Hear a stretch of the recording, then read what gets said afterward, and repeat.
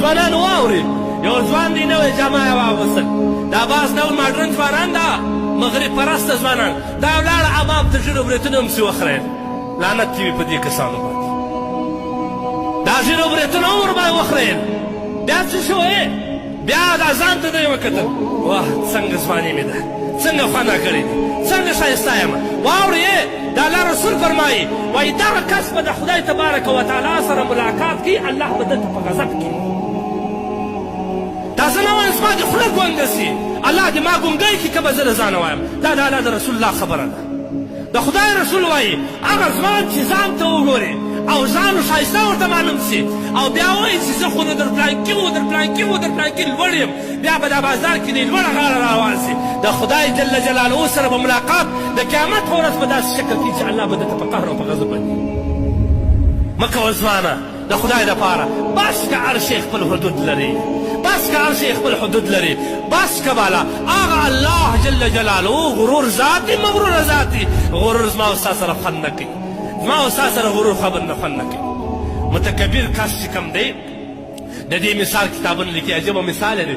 وایي د متکبر مثال دا رقم دی لکه یو سړی چې پر لوړ غر باندې ولاړ وي، دا کښته انسانان دته کښې معلومېږي، دته ځان نه معلومېږي چې دغه لاندې انسانان ته زه چش معلومېږم. سړی چې چوبکه ولاړه دی د غر پر سر په ځان کې ځان غټ ته معلومېږي، دی چې وایي دا غټ خلکو ته زه هم دی غټ معلومېږم. دته ځان فکر نه وي چې زه هم د چغو کې پیشان دی در ښکاره کېږي. حکیم الامت دا د ټول هندوستان مفتي اعظم تېر شوی، حکیم الامت لقب له وړی دی. دا یو ډېر غټ شخصیت دی. دی څه وایي؟ وایي هر مسلمان در ځان ښه بولم، هر کافر په اعتبار د راتلونکي کې ایمان راوړي در ځان یې ښه بولم. دا حکیم الامت وایي. ما درته وویل مال هغه بزرګ چې یو لیونی بزرګ یو ملنګ و په لاره باندې روان و، یو چا ډېر پازاب ووي، اخر یو چا ورته وویل د دغه غوږې راکش کړي.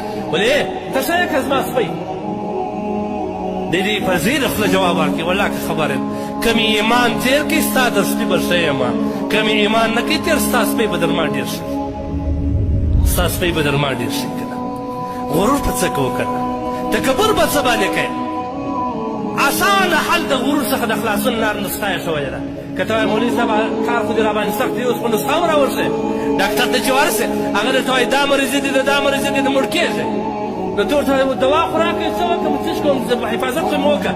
علما دوا هم درکوي. دوا دا ده که یو سړي ته ځان غټ معلومېدي درې علما ولیکئ، یو ځان سره دې دا سوچ وکړي زما په نس کې څه شی دي، که دا د باندې راووځي دا خلک به زما سره بیا څه ولې بد. دا د حکیم الامت نسخه ده.